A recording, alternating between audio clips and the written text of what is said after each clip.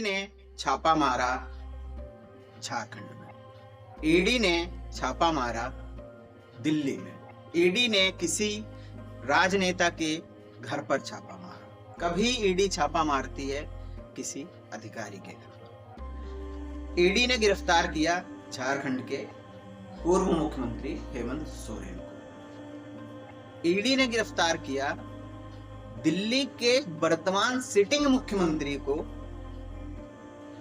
तो आखिर क्या है ये ईडी जो लगातार चर्चाओं में बनी हुई है?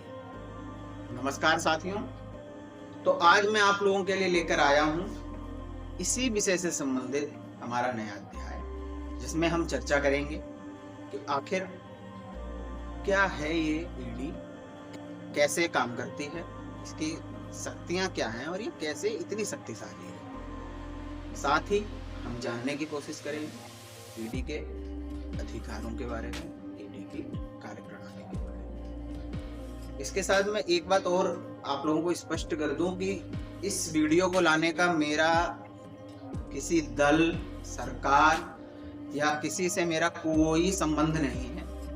मैं सिर्फ इस वीडियो को इसलिए लेकर आया हूं कि ईडी शब्द चुनावी माहौल होते हुए भी चर्चा में बना हुआ है और लोगों को जिज्ञासा हो रही है कि आखिर क्या है ईडी, या जिनको पता भी है कि ठीक है ईडी है, कोई पुलिस के जैसी एजेंसी होगी, सीबीआई जैसी एजेंसी होगी, काम कर रही है, लेकिन ईडी इन सबसे अलग है।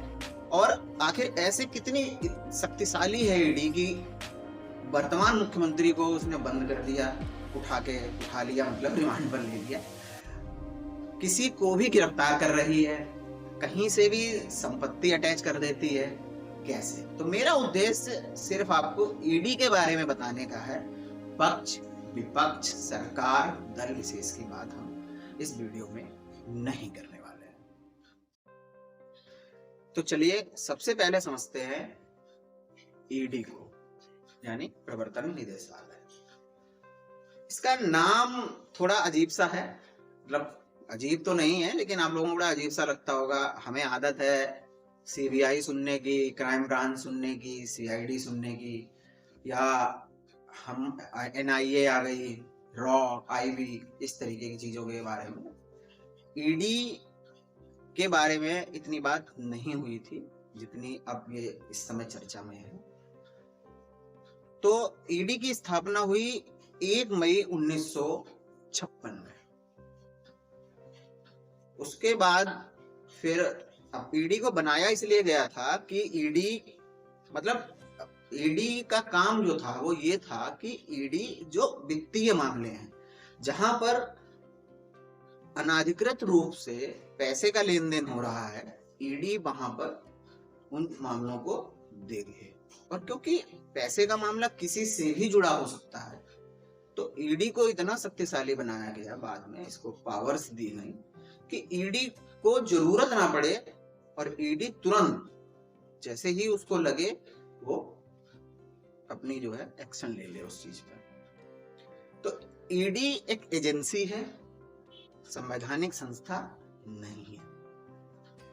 एक एजेंसी है, भारत सरकार की एजेंसी है, और ईडी भारत सरकार के वित्त मंत्रालय के अधीन राजस्व विभाग के अंतर्गत आती है, कार्य करती है। तो ईडी जो है वो राजस्व विभाग की इकाई है। साथ ही ईडी जो है दोनों तरीके से काम करती है, खुफिया रूप से भी पैसे का पता लगाती है और प्रत्यक्ष रूप से भी काम करती है। दूसरी बात ये कि पहले ईडी जब आई, फिर उसके बाद पहले एक एक्ट आया था फेरा, फॉरेन एक्सचेंज रेगुलेशन एक्ट, फिर आया फेमा बनाया गया, फॉरेन एक्सचेंज मैनेजमेंट एक्ट, फिर उसके बाद एक्ट आया पीएमएलए। आजकल सबसे ज्यादा चर्चा में भी पीएमएलए ही है ना, prevention of money laundering act, संशोधन निवारण अधिनियम। तो ये जो एक्ट थे, ये एक्ट लाए गए, और जैसे जैसे ये एक्ट लाए गए वैसे वैसे ईडी मजबूत होती चली गई, ईडी को और ज्यादा शक्तियां मिलती चली गई। लेकिन अगर कोई अपराध होता है तो वहां पर ईडी की कोई भूमिका नहीं है। कोई क्राइम हो जाए, कोई बात हो जाए, कुछ भी हो जाए, लेकिन देश में और देश से बाहर विदेश में, सुना होगा ना आप लोगों ने कि विदेश से इतने पैसे प्राप्त हुए, हलाला के थ्रू, हवाला के थ्रू, सॉरी, हवाला के थ्रू पैसे प्राप्त हुए, या मतलब दूसरे तरीकों से, कानूनी तरीकों से अलग तरीके से पैसा भेजना या पैसा प्राप्त करना, या 2 नंबर के पैसे को, यानी कि जो पैसा अधिकृत रूप से नहीं है उसको 1 नंबर में दिखाना। जैसे लॉन्ड्रिंग, अभी मैंने नाम लिया PMLA, prevention of money laundering act. तो मनी लॉन्ड्रिंग क्या होता है? जैसे लॉन्ड्री में कपड़े जाते हैं, वो कपड़े वहां से धुल के आते हैं, धुलने के बाद बिल्कुल क्लीन हो जाते हैं, उसी तरीके से मनी लॉन्ड्रिंग होती है। मनी लॉन्ड्रिंग में आपका जो पैसा है, आप उसको किसी तरीके से, दूसरे तरीके से बाहर विदेश भेज दें, किसी को दे दें, या किसी अन्य तरीके से उसका इस्तेमाल कर लें, और वो भी धुल करके 1 नंबर में हो जाए। सुना होगा ना आपने 2 नंबर के पैसे को 1 नंबर में कन्वर्ट करना, 1 नंबर करना। तो ये इन सब चीजों को रोकने के लिए कि देश के अंदर भी इस तरीके की फाइनेंशियल जो है क्राइम ना हो, अपराध ना हो, पैसे का गलत लेन देन ना हो, और इस तरीके की चीजें ना हो, इसके लिए ईडी बनाई गई, और ईडी के लिए इन एक्ट जो आए, इनके अंतर्गत ये काम करती है। दूसरी चीज यहाँ पर जो समझने वाली है वो ये है कि सिर्फ भारत ही नहीं, भारत से बाहर भी कोई अवैध तरीके से पैसे का लेन देन होता है, पैसा बाहर भेजा जाता है, तो ईडी उसकी भी जांच करती है। बहुत सारी राजस्व एजेंसियां हैं, उन्हीं में से एक है ईडी। और ईडी भारत सरकार की ही एक एजेंसी है, जो इसीलिए बार बार ईडी के ऊपर ये इल्जाम जो लग रहा है कि सरकार के इशारे पर काम कर रही है, सरकार के इशारे पर काम कर रही है। तो सबसे बड़ी बात यही है कि वो सरकार की ही एक एजेंसी है, काम इशारे पर कर रही है नहीं कर रही है अलग मैटर है, लेकिन सीबीआई भी भारत सरकार की एजेंसी है, आईबी भी भारत सरकार की है। तो ये सारी भारत सरकार की एजेंसी हैं, इनको किसी एक्ट के तहत, जैसा कि आपको पता है हमारा संविधान ये संसद को ताकत देता है कि वो किसी भी विषय पर कानून बना सकती है, तो इनको किसी एक्ट के तहत इन एजेंसियों को लाया गया, बनाया गया। तो इसीलिए ये इल्जाम लगता है कि भाई सरकार ने बनाया, सरकार की है, तो ये सरकार के लिए ही काम कर रही है। अगर हम यहाँ पर बात करें संवैधानिक संस्थाओं की, तो उनके ऊपर इस तरीके के इल्जाम कम लगते हैं या नहीं लगते। अच्छा, अब आप लोगों के दिमाग में ये भी क्वेश्चन आ रहा होगा कि संवैधानिक संस्थाएं और सरकार की संस्थाएं में क्या अंतर हो गया, होते तो सरकारी ही हैं। तो मैं बता दूं, वैसे कभी हम बाद में बात करेंगे इसके ऊपर ज्यादा डिटेल में। संवैधानिक संस्थाएं वो होती हैं जो जिनका जिक्र संविधान में है, जिनकी व्यवस्था संविधान में की गई। राष्ट्रपति अपने आप में एक संस्था है, राज्यसभा, लोकसभा, चुनाव आयोग, वित्त आयोग, सुप्रीम कोर्ट, हाई कोर्ट, ये सब संवैधानिक संस्थाएं हैं और इनको संविधान से संरक्षण प्राप्त है। ये सरकार के डर में या सरकार के दबाव में, या सरकार इनको दबा नहीं सकती, डरा नहीं सकती, धमका नहीं सकती, ये लोग अपना काम करते हैं बिना डरे हुए, बिना किसी दबाव में आ रहे हुए। इसीलिए इनकी व्यवस्था संविधान में की गई थी। लेकिन संविधान में हर चीज की व्यवस्था तो नहीं कर सकते थे ना भाई, आपको देश चलाना है। आज से 50 साल पहले स्थितियां कुछ और थी, आज स्थितियां कुछ और है, अगले 50 साल बाद स्थितियां कुछ और होंगी। तो अगर संसद को कानून बनाने की शक्ति नहीं होती तो संसद कैसे काम कर पाती, कैसे हम आगे देश में जो वर्तमान में आवश्यकता है उसके हिसाब से हम चल पाते। तो ये तो बात हो गई एजेंसी की। इसी तो ये आपको समझ में आ गया होगा कि इसी तरीके की एक एजेंसी है, सरकारी एजेंसी है, एनफोर्समेंट डायरेक्टरेट, यानी प्रवर्तन निदेशालय।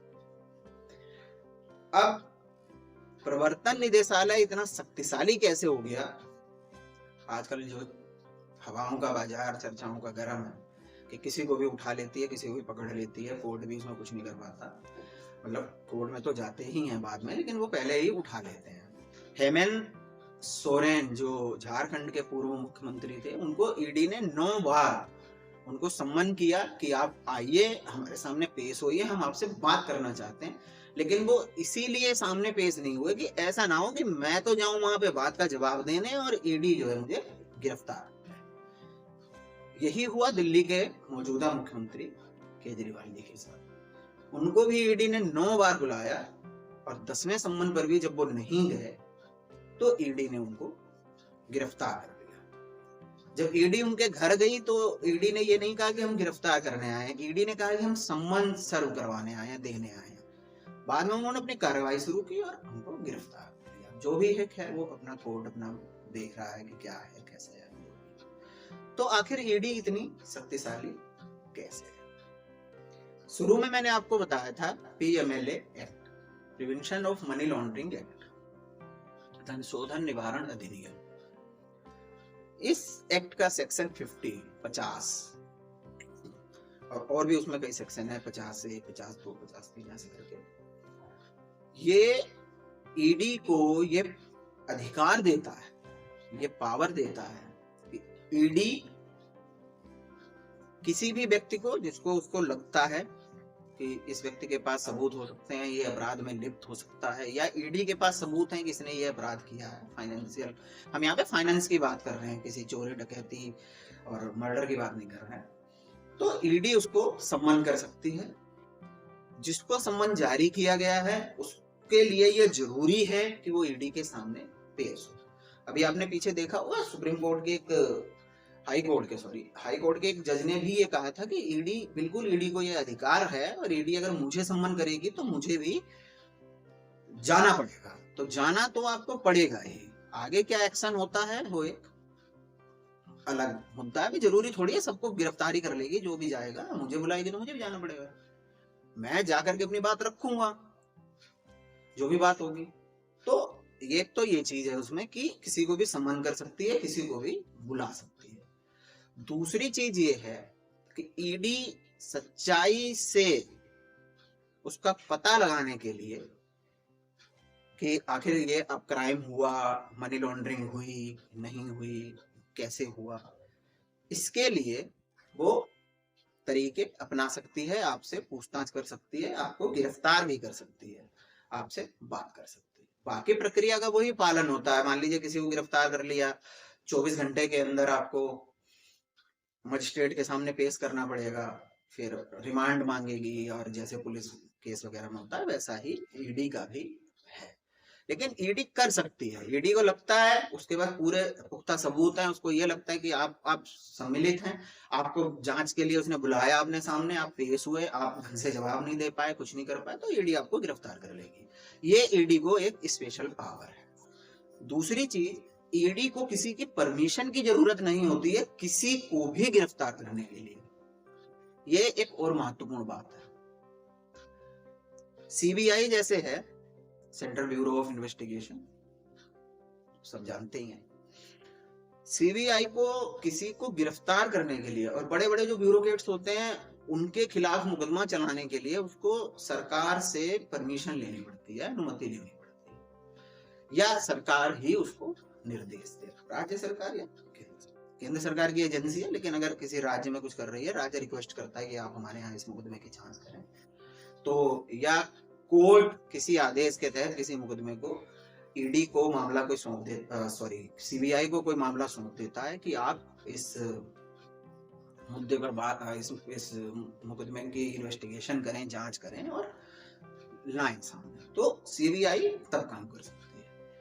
किसी भी राज्य में कुछ एक्शन लेने के लिए, मान लीजिए कोई अपराध हुआ और केंद्र सरकार को वो चीज पता लगती है और केंद्र सरकार कहती है सीबीआई को कि आप जाइए और वहां पर जाकर के इसकी जांच करिए, तो बिना राज्य सरकार की अनुमति के सीबीआई उस राज्य में प्रवेश नहीं करेगी, वहां काम नहीं कर सकती है, उस मुद्दे पर, उस मुकदमे पर काम नहीं कर सकती। लेकिन या तो फिर सुप्रीम कोर्ट का, हाई कोर्ट का ऑर्डर हो कि सीबीआई जांच करेगी, सीबीआई आकर के करेगी। जैसे थोड़े दिन पहले इन सब चीजों को लेके भी विवाद हुआ था। ये बात बार बार उठ रही है कि जो केंद्रीय जांच एजेंसियां हैं, जो प्रवर्तन एजेंसियां हैं, उनको केंद्र सरकार अपने इशारे पर काम कर रही है। तो कई राज्यों ने, उनमें से एक बंगाल भी था, पश्चिम बंगाल, कि उन्होंने अपने यहाँ ईडी इसका सॉरी सीबीआई को बैन कर दिया, प्रतिबंध लगा दिया कि जी हम अपने यहाँ एंट्री ही नहीं देंगे सीबीआई को, सीबीआई आ ही नहीं सकती हमारे राज्य में। तो जा नहीं सकती तो जांच भी नहीं कर सकती। इस मामले में ईडी पावरफुल है। ईडी को ये शक्तियां मिलती हैं पीएमएलए एक्ट के तहत अंडर सेक्शन 50 कि वो पूछेगी नहीं। ईडी जब मुख्यमंत्री को गिरफ्तार कर सकती है बिना किसी से पूछे, तो ईडी और किससे पूछेगी भाई? ईडी को ये शक्तियां मिली हुई है। ऐसा नहीं है कि ईडी से किसी ने कहा और ईडी ने किसी को गिरफ्तार कर लिया। आपको ये तो बताना पड़ेगा ना आपने किसी को क्यों गिरफ्तार कर लिया। भाई स्वतंत्रता, निजता, स्वतंत्रता, गोपनीयता, ये सबको अधिकार है। तो लेकिन ईडी किसी से पूछेगी नहीं। उनको छापा मारना है, छापा मार देंगे। उनको लगा यहाँ पे ये फाइनेंशियल कुछ हुआ है, संपत्ति आपकी जब्त कर लेंगे, अटैच कर देंगे। केंद्र सरकार के साथ अटैच कर देती है, संपत्ति आपकी जब्त कर लेंगे। उनको लगा कि आपने ये किया तो आप स्टेट में हो, कहीं भी हो, मतलब देश का कोई भी व्यक्ति जो है वो इस कानून के तहत आता है। और ईडी को बैन भी नहीं कर सकते हैं राज्य चाहे तो। नहीं तो सारे राज्य तो बैन कर दें, फिर राज्य में जो कुछ घोटाले हों या कुछ भी हो, तो या कोई ऐसा लेन देन होता है पैसे का, तो ईडी जो है कार्यवाही उस पर कर ही नहीं पाएगी। तो ये है ईडी का जो है एजेंसी की, मतलब कैसे ये काम करती है और कैसे ये इतनी शक्तिशाली है और कैसे ये अलग है अन्य प्रवर्तन एजेंसियों से, जांच एजेंसियों से। तो साथियों, आपने समझा, आपने जाना कि ईडी क्या है। जैसा मैंने बताया कि ईडी एक केंद्रीय एजेंसी है। ईडी का मुख्यालय नई दिल्ली में स्थित है। पिछली कुछ घटनाओं से आप लोगों को शायद ये पता भी लग गया होगा। इसके साथ साथ ईडी के अपने क्षेत्रीय कार्यालय होते हैं, जैसे लखनऊ में है, बंबई में है, ऐसे हैं, और बहुत सारी एजेंसियों के होते हैं, सीबीआई के भी होते हैं और भी एजेंसियों के होते हैं। तो ये उनके माध्यम से काम करते हैं। एक निदेशक होता है, अगर हम इसके स्ट्रक्चर की बात करें तो सबसे ऊपर निदेशक होता है, सचिव स्तर का। और जैसा मैंने बताया कि वित्त मंत्रालय के राजस्व विभाग के अधीन काम करती है, मतलब उसके अंडर काम करती है। फिर उसके बाद इसमें संयुक्त निदेशक, विशेष निदेशक, अतिरिक्त निदेशक। अभी आपने सुना भी होगा जो केजरीवाल को गिरफ्तार करने गए थे दिल्ली के मुख्यमंत्री को, तो संयुक्त स्तर, निदेशक स्तर के अधिकारी गए थे साथ में उनको गिरफ्तार करने। भाई लेवल के हिसाब से जाएगा ना, कोई मुझे गिरफ्तार करने के लिए थोड़ी संयुक्त निदेशक आएगा, ईडी का असिस्टेंट डायरेक्टर आके कर लेगा, 2 सिपाही भेज देगा, उठा के लाओ। तो ये स्तर देखना पड़ता है, किसी विषय की गहनता को देखना पड़ता है, गंभीरता को समझना पड़ता है क्या है। तो इस तरीके से फिर उसमें नीचे तक फिर उपायुक्त, उपनिदेशक, सहायक निदेशक, इस तरीके से नीचे होते हैं और ये पूरा संगठन काम करता है। पुलिस की तरीके से ही एक काम करता है, लेकिन ईडी पुलिस नहीं है। मैंने बताया ना, ईडी पुलिस नहीं है, ईडी सीबीआई नहीं है, और ईडी उन सबसे ज्यादा शक्तिशाली है। तो अब अगर इसको हम एक छोटे से समराइज रूप में देखें तो मोटा मोटा अगर मैं आपको बताऊं तो ये है कि ईडी एक केंद्रीय एजेंसी है, वित्त मंत्रालय के राजस्व विभाग के अधीन काम करती है। ईडी शक्तिशाली है। ईडी किसी केस में या जहां पर भी उसको ये लगता है कि पैसे से संबंधित कोई अपराध हुआ है, हवाला के जरिए पैसा मिलाया गया है, वहां वो जांच कर सकती है, इंक्वायरी कर सकती है, इन्वेस्टिगेशन कर सकती है। अब इंक्वायरी और इन्वेस्टिगेशन में भी थोड़ा सा अंतर होता है। आप लोगों को एक जैसा लग रहा होगा, इंक्वायरी का मतलब होता है पूछताछ करना। पूछताछ किसी से भी हो सकती है, लेकिन इन्वेस्टिगेशन जब होती है, जब हम कहते हैं कि जी इन्वेस्टिगेशन हो रही है, तो इन्वेस्टिगेशन का भी मतलब पूछताछ ही होता है। लेकिन इन्वेस्टिगेशन हम उस व्यक्ति से करते हैं जो हिरासत में होता है, रिमांड पर होता है। जैसे भी केजरीवाल जी को ईडी ने हिरासत में ले रखा है, उनसे वहां इन्वेस्टिगेशन होता है। इंक्वायरी करने के लिए इंक्वायरी तो किसी से भी कर सकते हैं, मैंने बताया ना खुफिया रूप से भी काम करती है, पूछताछ किसी भी तरीके से हो सकती है। वैसे बहुत ज्यादा अंतर नहीं होता है इंक्वायरी और दोनों को हम इन्वेस्टिगेशन का नाम भी दे सकते हैं और इंक्वायरी का नाम भी दे सकते हैं कि भाई इंक्वायरी कर रही है, इन्वेस्टिगेशन कर रही है। लेकिन इन्वेस्टिगेशन शब्द इस्तेमाल तब होता है कि कोई व्यक्ति बंद है, रिमांड पर है, जेल में है, जिससे पूछताछ करनी है, आमना सामना करवाना है, तो ये चीज हो गई। मैंने आपको ये भी बता दिया कि किस एक्ट के तहत ईडी को शक्तियां प्राप्त हैं, कैसे ये शक्तिशाली है और कैसे ये शक्तिशाली है अन्य एजेंसियों से। केंद्र सरकार की एजेंसी है, क्यों आखिर आरोप लगते हैं इसके ऊपर, हालांकि ये आरोप सिर्फ ईडी पर नहीं और भी एजेंसियों पर लगते हैं कि ये भारत सरकार के इशारे पर काम कर रहे हैं। ठीक है, हमें इस कंट्रोवर्सी में नहीं पड़ना है। तो ये सारी चीजें हैं, उम्मीद करता हूं आपको समझ में आया होगा, आपको कुछ सवालों का जवाब मिला होगा कि ईडी क्या है, ईडी कैसे काम करती है, ईडी आखिर इतनी ताकतवर कैसे है, कैसे ईडी को कोई रोक नहीं सकता कि एक ईडी पूर्व मुख्यमंत्री को उठा के ले गई, ईडी केजरीवाल जी को उठा करके ले गई, मुख्यमंत्री को ही उठा करके ले गई बिना किसी से जो है किसी से उसे पूछने की जरूरत नहीं थी, परमिशन लेने की जरूरत नहीं थी। तो ये सब व्यवस्था एक्ट में है, ये सब बनाई गई है व्यवस्था, और इसीलिए बनाई गई क्योंकि फाइनेंशियल क्राइम में तो कोई भी आदमी फंस सकता है ना, अगर पूछेगी तो कौन परमिशन देगा आप बताओ। संवैधानिक पद पे बैठे हुए व्यक्तियों को ही ये छूट होती है, हालांकि सिविल मुकदमे से उनको छूट उनको भी नहीं होती। तो ये सब चीजें हैं, उम्मीद करता हूं आपके सवालों के जवाब आपको मिल गए होंगे। कमेंट करिए, बताइए, चैनल को लाइक करिए, सब्सक्राइब करिए। नमस्कार।